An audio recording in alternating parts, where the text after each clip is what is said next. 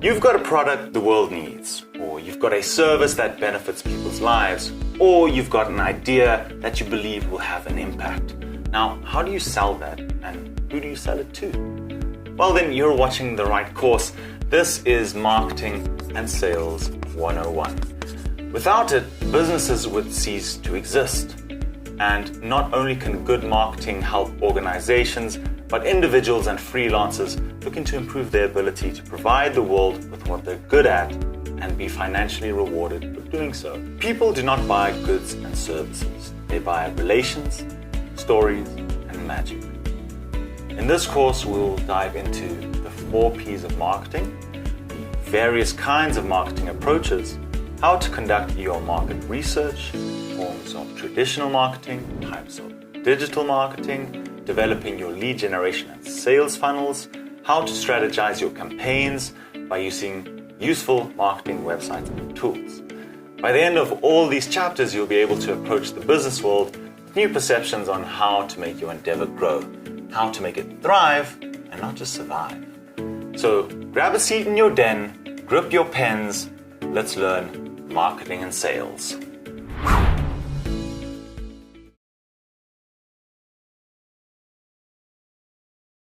What is marketing and why is it important? Before we understand what marketing is, let's ask ourselves, what is the market? The market is a gathering of people where sellers and buyers meet to exchange a particular set of goods or services. Marketing is the activity, process for creating, communicating, delivering, and exchanging offerings that have value for customers, clients, partners, and society at large. How can people buy your offering without them even knowing about it? This is why it's so important to have an effective marketing strategy and campaign in place before you approach the public. To create awareness, interest, desire, and action towards your event, product, service, book, film, restaurant, app, you name it, your key offering to the world around you. Marketers need to define their target audience by determining which groups of customers are most likely to purchase their product. This can include their age, their demographic, their buying patterns, their location, wants, needs, and other interests. A rural farmer is most likely not going to buy your newly developed DJ decks, but they'll definitely consider a new smartphone-operated irrigation system. So try and brainstorm your ideal product for your ideal customer. This is called a product market fit. This will most often require market research and segmentation, which we'll discuss in later this course. A great product plus effective promotion plus the right place creates value for your audience. But price harvests this value for businesses.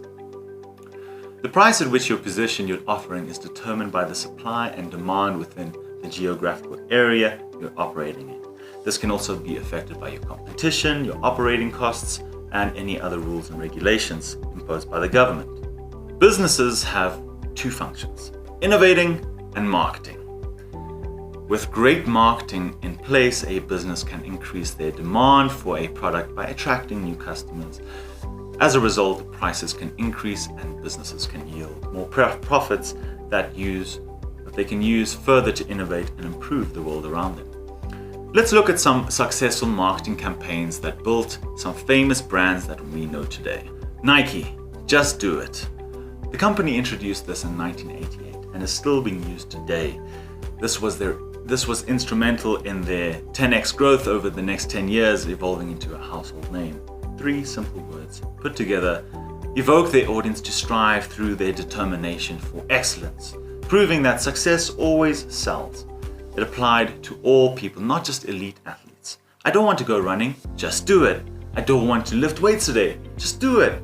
The swoosh logo became a statement coming out of the recession. By partnering with famous athletes, the company has become arguably the largest footwear and athletic brand in sports today because of these 3 words.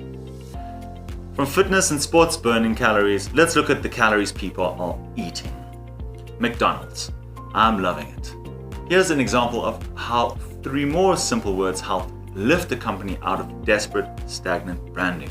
In 2002, the multinational franchise was in a 7-year low in stock price. The company challenged 14 ad agencies to come up with a campaign that would resonate in several languages, and Ich liebe es was born. And this translates to I'm loving it in German. Add a catchy jingle produced by a pop star, Justin Timberlake, and you've got a recipe for an emotional hook that customers can remember whenever they stroll the famous golden arches. Coca-Cola, Open Happiness. In 2009, Coca-Cola launched this successful campaign across the United States and built on it towards the South African 2010 FIFA World Cup. Throughout its history, Coca-Cola has always tried to express a refreshingly positive view of the world.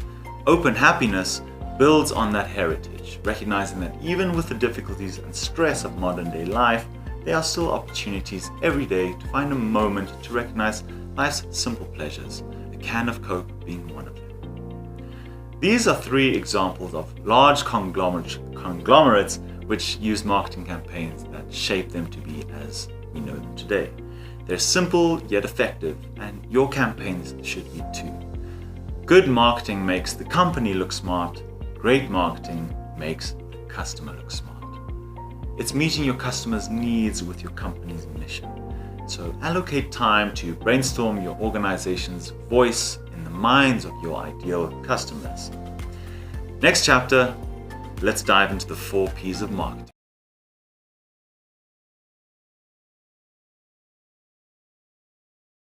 The first P, product. At the heart of every business is your product, a physical good or service defined by its features, design, size, package, service types, return policies, and warranties that meet your customers' needs. Ask yourself, how does my product benefit my customer? That should be your focus. Products are layered with benefits, and as a marketer, you need to be able to clearly communicate this to your buyers. Let's look at the 5 various levels of your product. At the core is your core product. This is the primary benefit to the customer. How will it function in their day-to-day lives? The second layer is the generic product, the basic functional benefits. The third layer is the expected product, which includes your additional desirable benefits. The fourth layer is your augmented product, extra benefits and features like warranties, service plans, delivery, financing, or packaging. And then the fifth and final layer is your potential product, how it can be improved in the future and how it is innovated upon. Package your product with these layers in mind to increase the overall value perception of your key offering.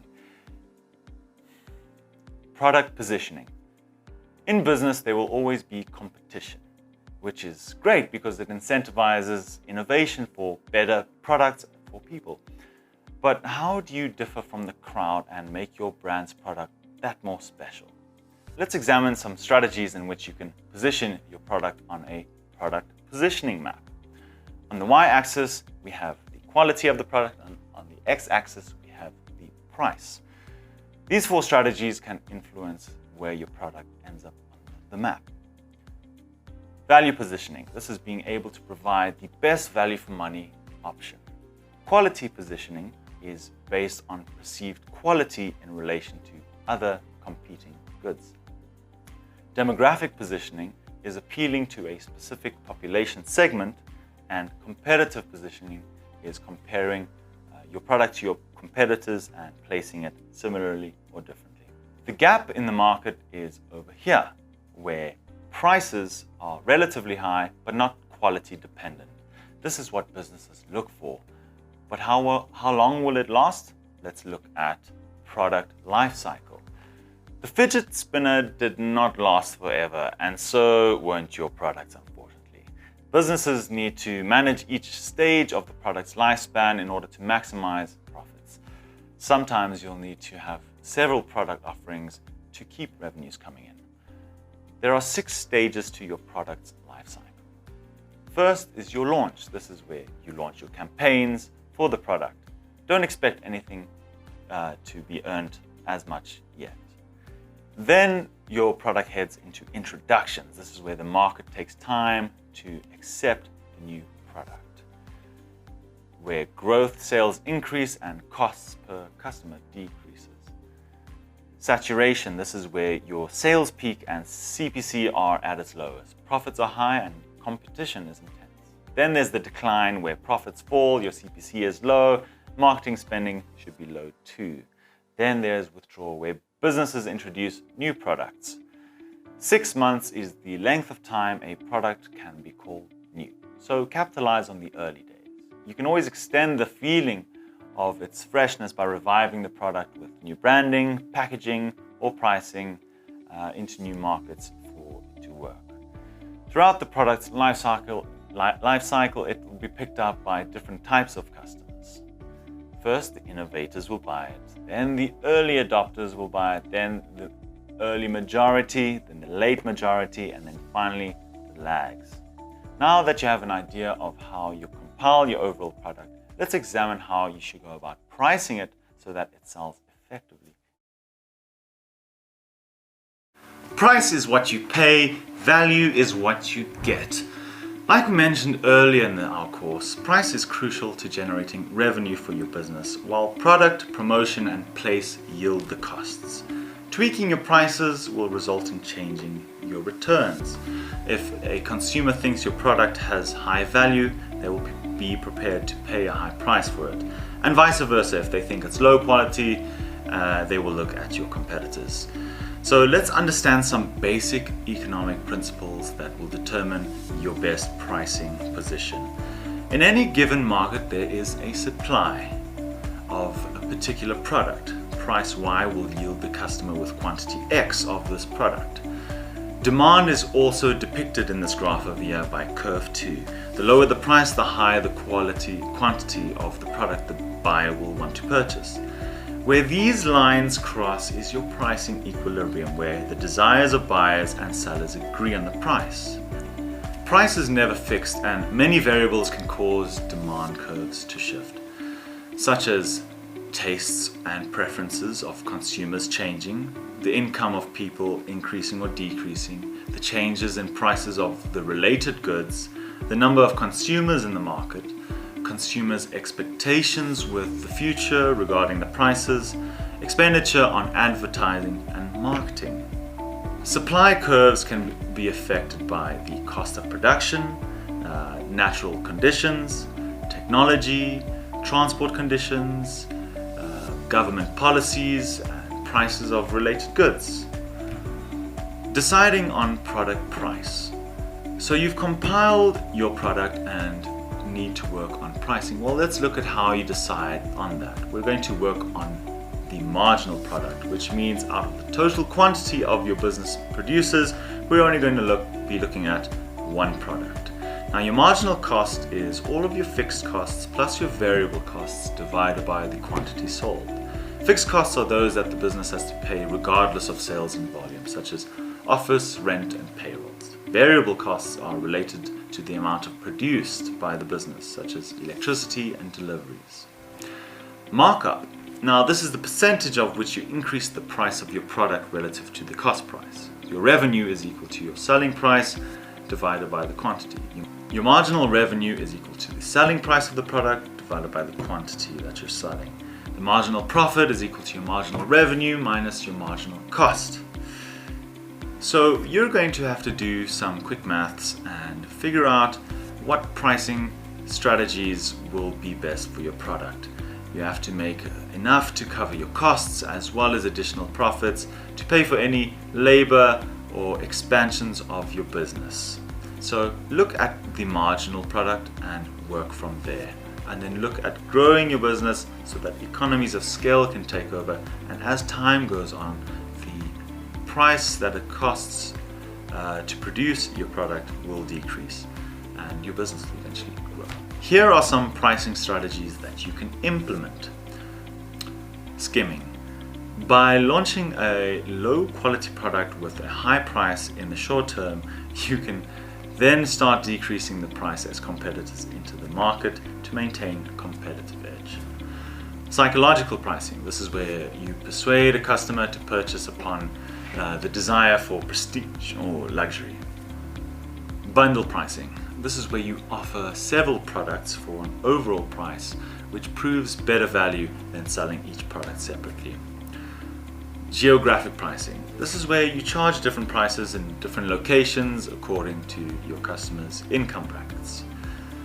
Now that you have an understanding of pricing, I hope this enlightens your understanding of those shopping specials you see in the mall or online. They are simple techniques that are used to get you to spend your money. The truth has been unveiled, so use these techniques fairly and responsibly. At the end of the day, it's about creating businesses that benefit the world around you and not rob people of their hard-earned money. Now that you've learned what and how to sell, let's look at where you price your product with the place. Knowing where customers shop, where a product is sold, and how efficiently goods can be delivered to the consumer is referred to as place. In today's globalized and digitized business world, it's easier than ever to discover new products through all of the sales channel outlets available. Let's look at the 4 main channels. Number 1, selling directly to consumers. This is sold directly from the producer to the consumer, and this can be done through mail catalogs or most popularly known, e-commerce. Selling through retailers. This is where goods are sent to retail outlets where a markup is added. A computer store will sell a keyboard produced by company X at a markup. Selling through a wholesaler. The outlet that distributes to the retailers will sell it there. And selling through agents, individuals that partake in the sales cycle, who then sell to wholesalers and then sell to retailers. Now, the benefits of selling through intermediaries are you have access to a wider market in distant places. It lowers the distribution costs since they will pay for it. The relationship can benefit the supplier by providing key insight from the customers. The disadvantages are that there is no direct interaction with your customers, there's bottlenecking of deliveries that can occur, and removes control of how products are presented to your future buyers. A wise man once said that it's all about location, location, location. So think like you're a customer. If you provide ice creams, a hot beach is probably your best bet. If you sell cars, then your storefront should be in an urban environment with many roads around it.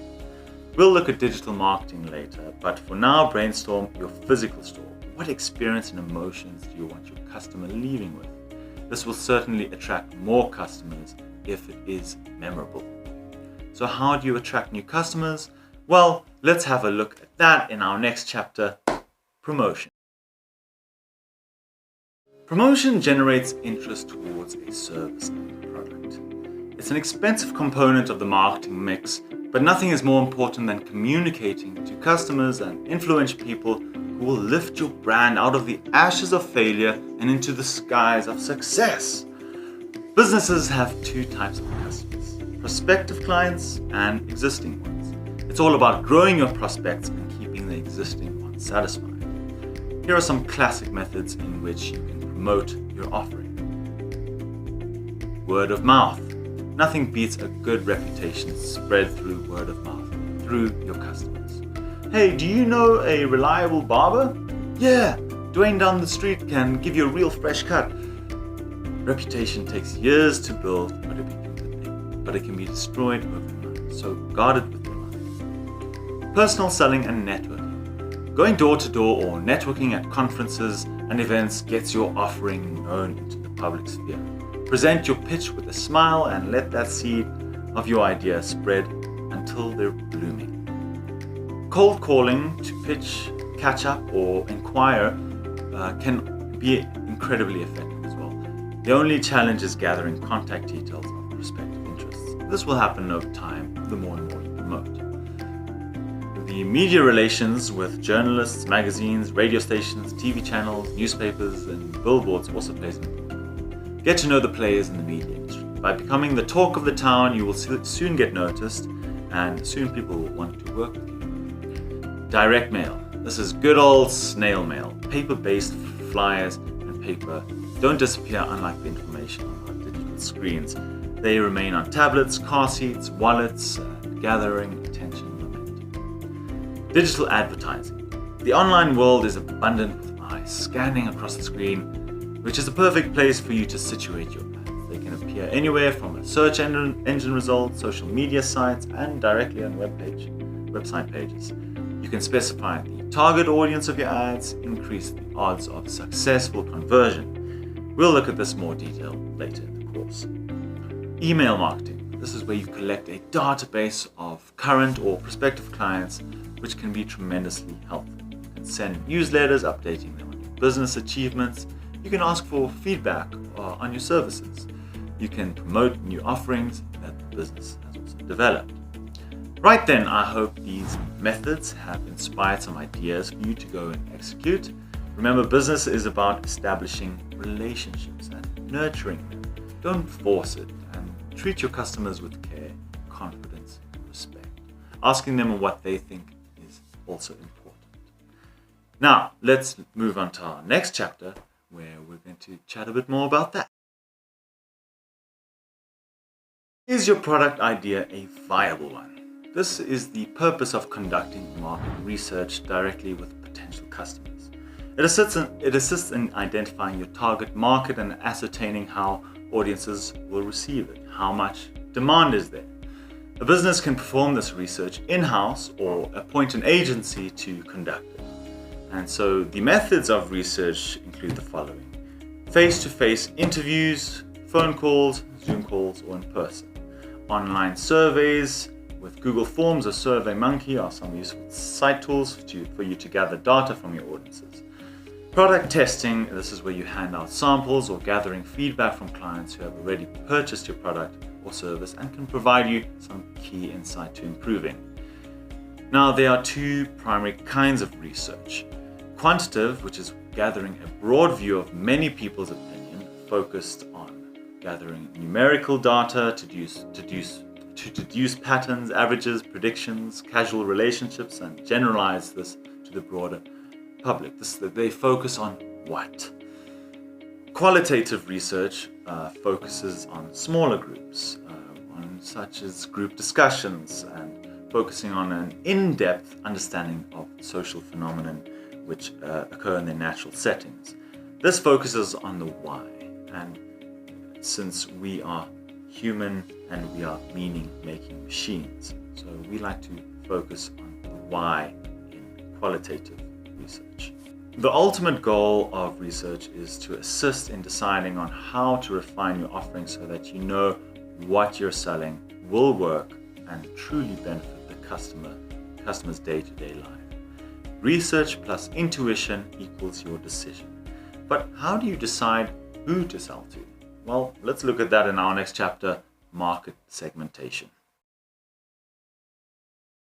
Now that you've conducted some research into the markets you're after and the customers that you'll be dealing with, let's find a way to identify distinct groups with similar desires and habits. These are referred to as segments. Every person has a different age bracket, lifestyle preference, location, family structure, household income, or job role position. Different generations through the decades have also developed a varying moral framework for what they value. Let's dive into that for a second. Boomers. They hold customer service above all other factors and are most likely to abandon purchases based on the customer service interaction. They're unlikely to test new products or use family referrals in their decision making, and they maintain brand loyalty. They prefer in-store shopping rather than online. They will use social media as an entry point to a product or brand to research, and they prefer simplicity and easy to understand content. Generation X. They prefer honest and clear marketing messages and paths to purchase. They're most likely to conduct online research at home and shop in person. They're most influenced by email marketing campaigns and prefer unique, high-quality products. Customer service is the most important driver of loyalty, incentivized by discounts, freebies, and coupons. And they do not really care about brand engagement. Millennials are the largest group in the workforce, like me. They do not like traditional ads. They prefer user-generated content, social selling, word of mouth. They're suspicious of being sold or lied to by brands, and they prefer companies that support a cause, that are very price conscious that seeks the best value. They're motivated by brand engagement, especially through social media. Gen Zs have never known life without the internet. They distrust branding and advertising, and they prefer testimonials from influencer content and seeing real people in real situations. They dislike ads that make life look perfect. They prefer brands that contribute to a social and economic cause, and most likely to pre-shop on smartphones. 5 other important segments we can further examine are the following in market segmentation. That's sociographic, how people relate to particular groups; psychographic, which focuses on interests, values and opinions. Are they risk-taking or are they charitable? Geographic, where we examine where product is launched so that it can be made relevant to the specific environment that they're in. Then demographic, where you look at income, nationality, family size, ethnic background, occupation, religion, their behavior, brand loyalty, purchasing, regularity, and their expenditure. People are all inherently different, and so you'll need to strategize how you communicate to different audiences in order to connect with their desires and needs. So let's have a closer look at that in our next chapter, Marketing Approaches. Marketing approaches. Once you have researched your market and defined your target audience, it's time to decide on how one should approach prospective customers.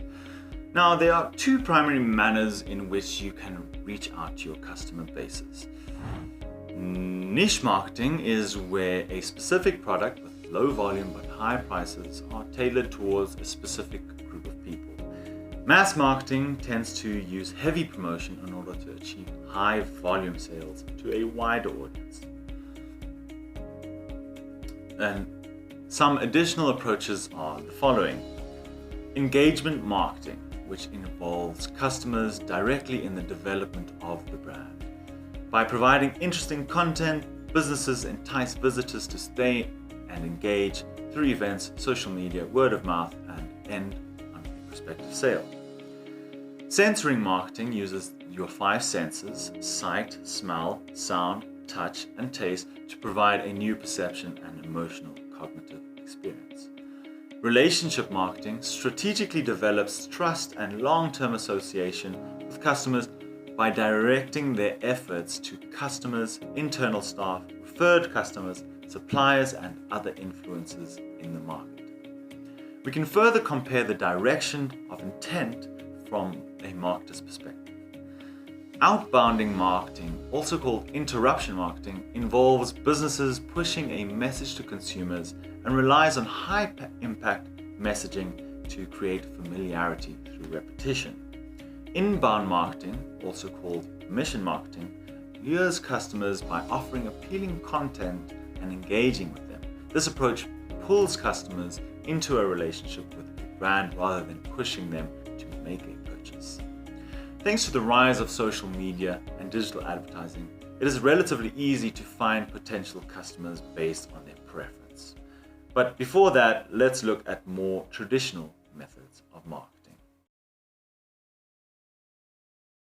We touched on some traditional marketing approaches in Chapter 5, but let's dive further. Before, everyone was adding products to their carts online and having their attention caught by ads, marketers relied on other forms of media.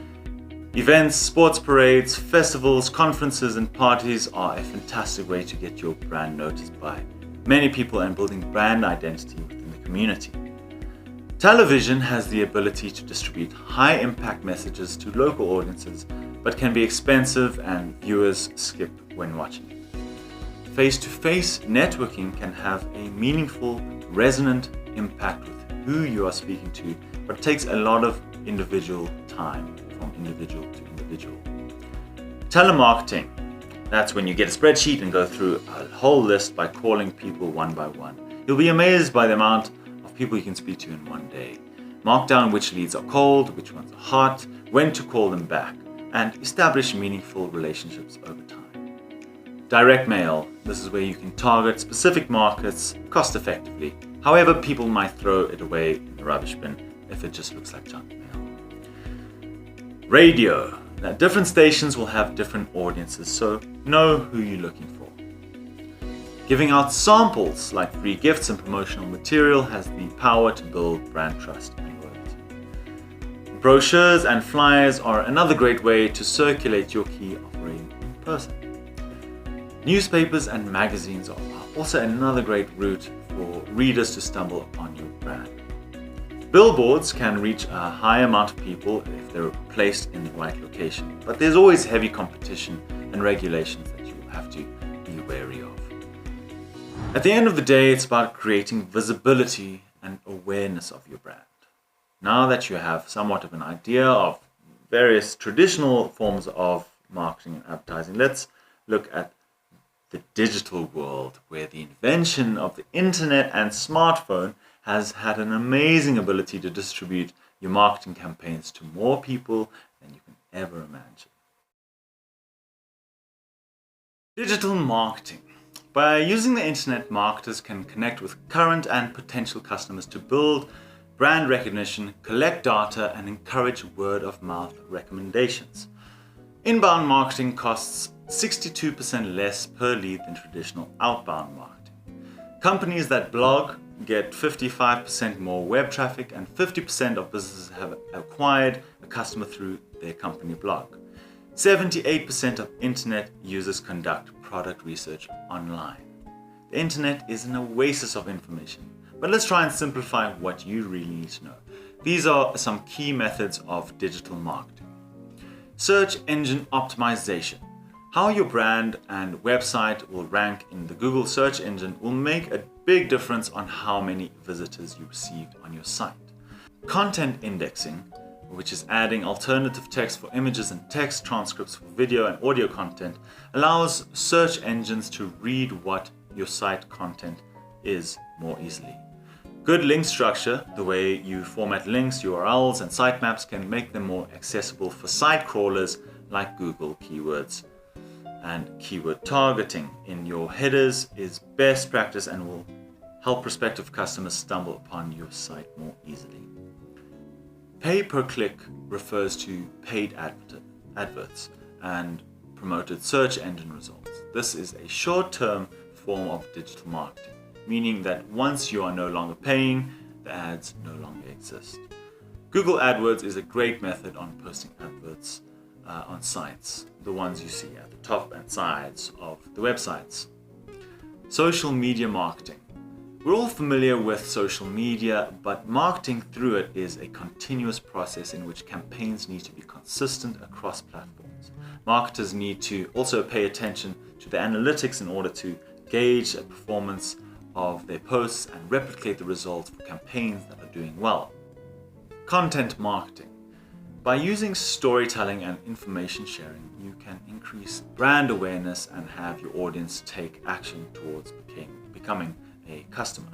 These can be resources like blog posts, ebooks, videos, podcasts, how-to guides, images, infographics, testimonials or reviews, case studies, memes, email newsletters, newsjacking.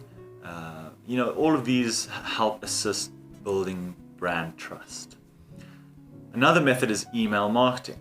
By communicating through email, businesses can monitor and stay in touch with prospects. And some key metrics are the open rate, what percentage of the mails are opened, the click-through rate, what percentage of the links within the mails are clicked. Try to create a sense of urgency with specials or once-off specials. Also try to personalize the mail with your customer's name. Let the customer select how often they would also like the promotions. No one likes being bugged by unnecessary spam. Mobile marketing. There are almost 4 billion smartphones out there in the world. 70% of media is consumed on a smartphone. 45% of all shopping involves a mobile smartphone in some way. So it's highly recommended that you implement digital advertising into your campaigns to reach this resource. Affiliate marketing. This is an advertising model in which a company compensates a third-party publisher to generate traffic or leads to the company's products and services. Third-party publishers are affiliates, and The commission fee incentivizes them to find ways to promote the company even more. The amazing thing about online advertising is marketers can choose the time, location, and audience they wish to advertise to. However, they need to ensure that their campaigns are effective by analyzing the right data. Data is the new gold, so let's look at some metrics that will help your marketing analytics. The total site visitors. You need to look at which percentage of that are returning to the page, the average time they're on the page, the amount of traffic they're referring to, the page views per session, the content downloads, and what percentage of visitors go to leads. Now, of the leads that are generated, you need to find out what the percentage of the people that saw the ad and performed the ideal action, i.e. clicked it. Then the bounce rate. This is the amount of people that leave the site rather than enter. The response rate. This is where the amount of people that saw the ad and responded to it. Now, you also need to take note of the costs per visitor, per lead, per conversion, per action, per customer acquisition. Then there is the brand awareness, where you can look at the ratio of the lifetime value of a customer versus the cost of acquisition of that customer, and also the click-through rate, as well as the overall return on your marketing expenditure. Now, you can get lost with all of these numbers and trying to figure out what the data is, but you really need to just focus on what you think is important and focus on that. Take it one step at a time and find out what your priorities are in how you measure your business. We'll look at this later in our next chapter. You'll need to experiment on which campaigns work well and continue to deliver great service and care to your customers. Let's look at how to structure your marketing funnel to guide people from being a lead to an advocate of your business. Lead generation and marketing funnels. Leads turn into prospects, which turns into paying customers. They are the lifeline of the business. The more you have and attract, the greater is your chances of success. Understanding your prospect's journey from brand awareness to product purchase will put you in control of your business. One book that I can really recommend is Sell Like Crazy by Sabrai Subri. This book gives you a complete step-by-step blueprint of the most powerful sales and marketing systems ever deployed in the industry. It will help you identify your dream buyer and how to make world-class Facebook and Google adverts to attract them. And one of the unique distributions of people in any market in the book mentions that 60% of people are not even aware of the problem that affects their lives. 20% are aware of this unique problem they face. 17% are still researching on how to best solve it, and 3% are ready to buy the solution now. Now, let's flip this around and see how we can design a funnel using the AIDA concept: attention, interest, desire, action. Awareness. You need to create awareness through blogs, social media, posts, and ads. Out of 1,000 visitors, some will look into further research, which will in turn generate interest. This is where the prospect becomes increasingly curious as to the solution you're providing for their problem. This is where they now start to consider in consideration. Now, your prospect is diving into research with reviews, testimonials, and analyzing the competition to see who's offering the best proposition. Their desire is growing significantly. Then they eventually get to conversion. If you're lucky, they'll go with you. Congratulations, you've got a paying customer. Now it's about the activation purchase process.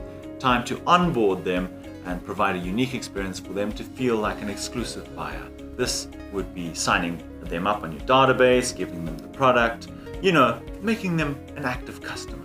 Then eventually they turn later into the end of the final stages, which is loyalty and advocacy. The end game is for your customers to speak to their friends and family so that you can grow your web of reach and grow your business even further. By having an effective marketing funnel in place, your business can identify at which stage a customer is on their journey, and you can act accordingly. A powerful and useful tool to always be aware of. I've attached a document in this course which will help you with your marketing funnel. Now let's move on to our final learning chapter: how to strategize your marketing campaign. Having a successful marketing campaign can really change your business around, like we explored and gave examples in our first lesson. So let's look at the following steps that will help get your systems up and running. Number one is to define the purpose of your campaign. What would you like the campaign to achieve? Is it to promote your new service or product, increase brand awareness, gather customer feedback or content, generate revenue, boost user engagement, advertise an upcoming event? So you need to decide on what the campaign will revolve around. Number two is ask yourself, how will you measure your campaign? Identify the key metrics that we mentioned earlier. From promoting a new product or service, you need to look at pre-order sales upsells. For increasing brand awareness, the sentiment, the social mentions, press mentions. For gathering customer feedback, you need to look at, again, your mentions or your engagement. For generating revenue, look at your leads, your sales, or your upsells. For boosting user engagement, your blog shares, social shares, email interactions. For advertising on an upcoming event, you look at ticket sales. So look at those, examine them. Define your target audience and budget. We looked at audiences earlier in the course, so peep back at market segmentation for more information. Know your dream buyer and allocate your budget accordingly towards reaching them through traditional or digital marketing. One of the marvels of the digital advertising is that you can target your ads to certain age ranges, demographics, and locations. Number four is to set a concept. Your campaign should embody your brand's identity and have a uniform message at the core of it. You can utilize a tagline or a particular influencer. Number five, select the channels you'll run your campaign on. Here are a few ideas using the PESO model. P for paid media is social media advertising, sponsored content, and email marketing. E is for earned media, and it's what you know as either publicly or in any media relations. It's getting your name in print, having a newspaper or trade publication write about you, appearing on the new news, you talk about your product, appearing on podcasts is what the PR industry is typically known for because it's one of the few tangible things until now. S is for shared media, and that's also known as social media. It's evolving as well and continues to build beyond just marketing or customer service teams using it. Organizations have begun to use it as their main source of communications internally and externally.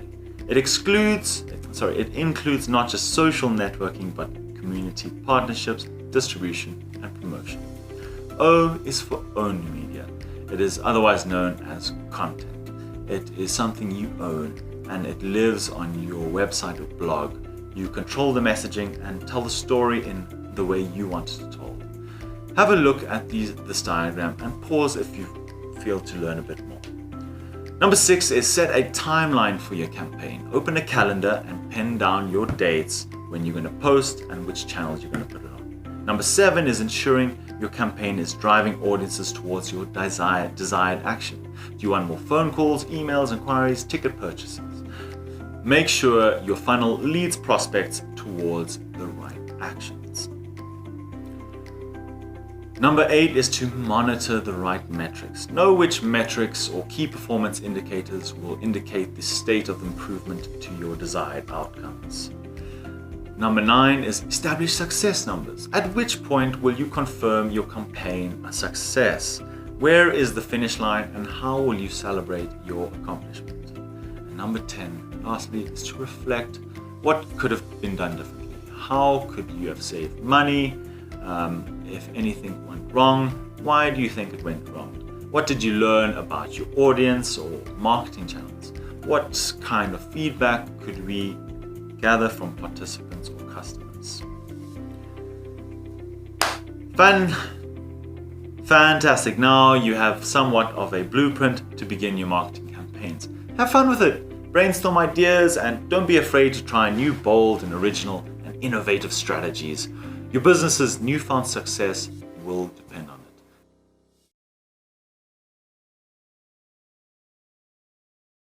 it. Okay, so these are some useful sites and tools you want to use in your online marketing. The first one is the Meta Business Suite. Facebook is the world's largest social media platform, so it's a no-brainer to really make use of the software they've provided.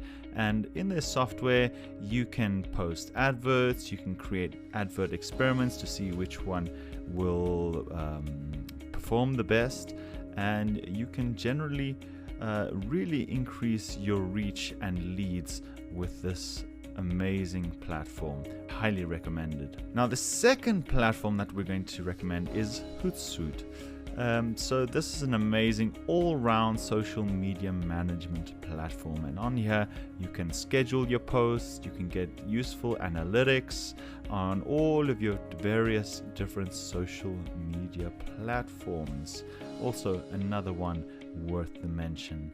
The third one is MailChimp, which is really ideal for your mail marketing campaigns, and which you can build up a email marketing list, and you can keep them in your database, and every month or so, every week, you can just update your audience and keep everyone aware. Now, the fourth one is Google Ads, or Google AdSense and Google AdWords. Also a phenomenal site to get your website at the top of search engines, so when people search particular keywords, that your site will pop up. And you can also get great analytics too, which we'll move on to Google Analytics, and this is where you can integrate your site and get great data on location people searching from, the times of days, all the various different page websites. Look into it. It's definitely worth your time. The fifth site is Pipedrive. Now, this is a great sales management application in which you can import your new leads, and you can slowly drag them as soon as you get them into your funnel. Now, another site that is useful is Answer the Public. Over here, you can search anything that is related to a particular keyword, and you can then find out what people are asking about that particular subject. And these will give you great blog ideas, content ideas, and questions that people are wanting to know the answers of, and you can provide the knowledge to that, which will improve and bolster your brand. Now, another cool site is Mobile Monkey. This is a automation text messaging platform, so you can create automatic responses to people on Instagram and other marketing channels, and really just increase the response rate to all of your instant messaging platforms. Then there is Slack, which is a highly organized overall working platform from which you can manage your company, and you can have all of your company workers and employees communicate with one another, and everyone just works towards the same goal, which is growing your endeavor, growing your company, growing your business, and improving the world around you. So these are 9 sites that will really get you off the ground running and really improve your digital and online marketing. I hope they help.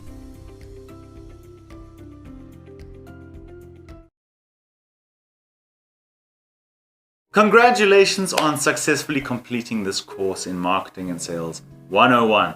I sincerely hope that these chapters have left you with the adequate knowledge to kickstart your business and to help get the word out there about it.